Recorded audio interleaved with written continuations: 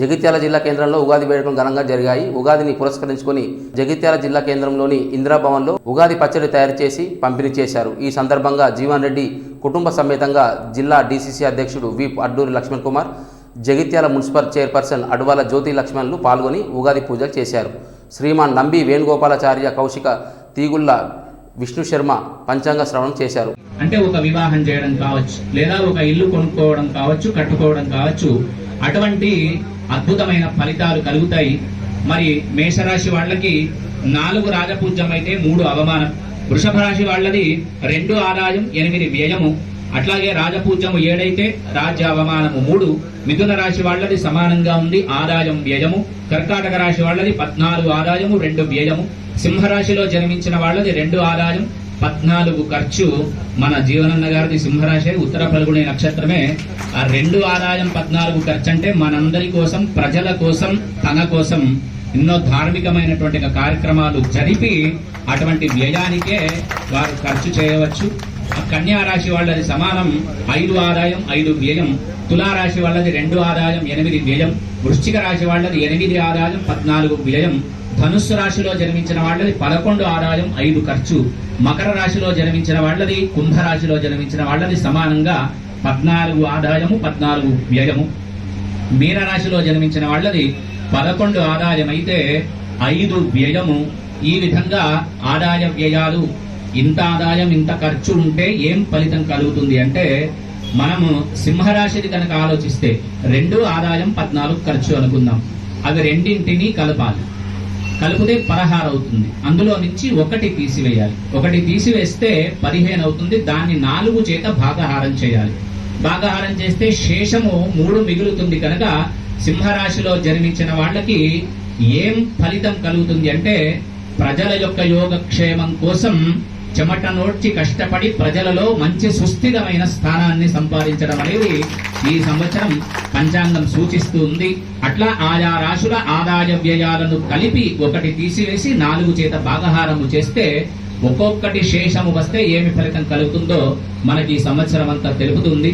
అట్లాగే మరి మేషరాశిలో జన్మించిన వాళ్ళకి పరిహారం ఏముంటుంది అంటే, అమ్మవారి యొక్క ఆరాధనతో పాటు శివారాధన వల్ల సంవత్సరం అంతా అద్భుతమైన ఫలితం కలుగుతుంది.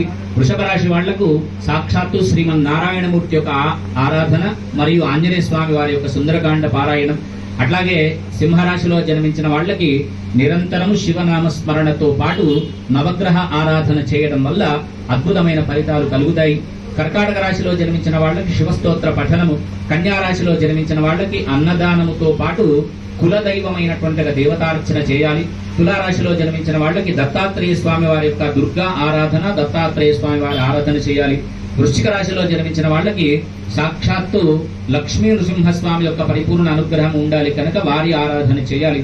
ధనుస్సు రాశిలో జన్మించిన వాళ్ళకి రామతారక మంత్రాన్ని నిరంతరము జపిస్తూ ఉండాలి. మకర రాశిలో జన్మించిన వాళ్ళకి అమ్మవారి యొక్క, లక్ష్మీ అమ్మవారి యొక్క కనకధార స్తోత్రముతో పాటు నవగ్రహ ఆరాధన చేయాలి. కుంభరాశిలో జన్మించిన వాళ్ళకి ఆవు యొక్క గోసేవ మరియు గురు సేవ ఎక్కువ చేయాలి.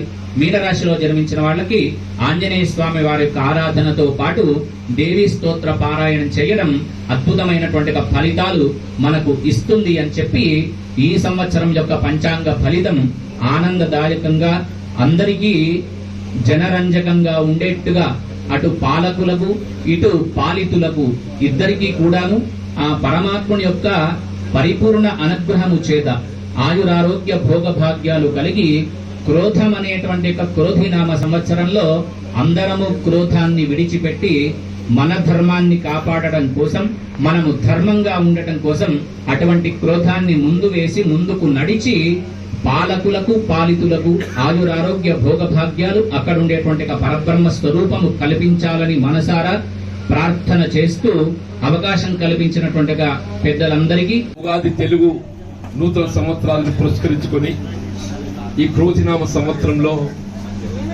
యావత్ సమాజానికి మేలు జరిగే విధంగా ఏదైతుందో పెద్దల పూజ్యులు విషయ గారు ఏదైతుందో పంచాంగ పఠనం చేయడం, దాన్ని మనందరము ఏదైతుందో మరి వారు వినిపించడం జరిగింది.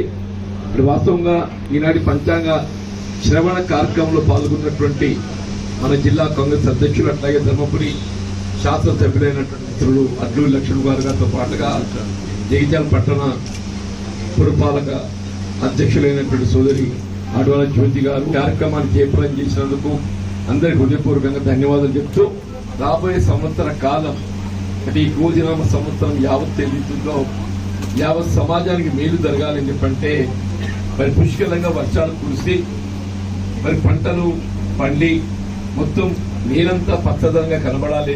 ఆ విధంగా ఏదైతుందో భవిష్యత్తు మనకందరికీ మేలు జరగాలని చెప్పని ఆ భగవంతుని ప్రార్థిస్తూ ముఖ్యంగా రైతాంగం క్షేమంగా ఉంటే యావత్ సభ్య సమాజం క్షేమంగా ఉంటుంది కోరుతుంది. గౌరవనీయులు శాసనమండలి సభ్యులు పెద్దలు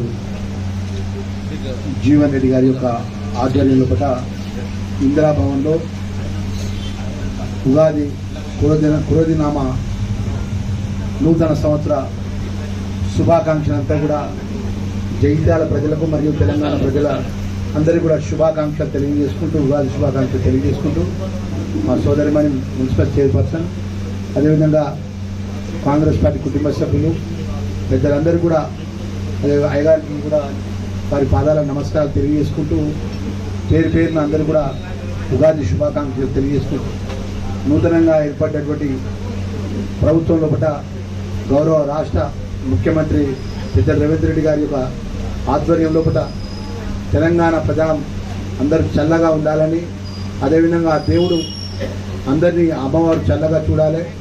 మరి అది అన్ని విధాలు కూడా రైతాంగానికి అండగా ఉండే విధంగా సకాలంలో వర్షాలు పడి మరి రైతాంగాన్ని ఆదుకునే విధంగా అన్ని వర్గాల ప్రజలకు ఏదైతే నూతన ప్రభుత్వం ఇచ్చిన మాట అమలయ్యే విధంగా ప్రభుత్వాన్ని కూడా అమ్మవారు ఆ స్వామివారు కూడా ఆశీస్సులు ఇవ్వాలని కోరుకుంటూ మరొకసారి క్రోధినామ సంవత్సరం శుభాకాంక్షలు తెలియజేసుకుంటూ సెలవు తీసుకుంటున్నాను.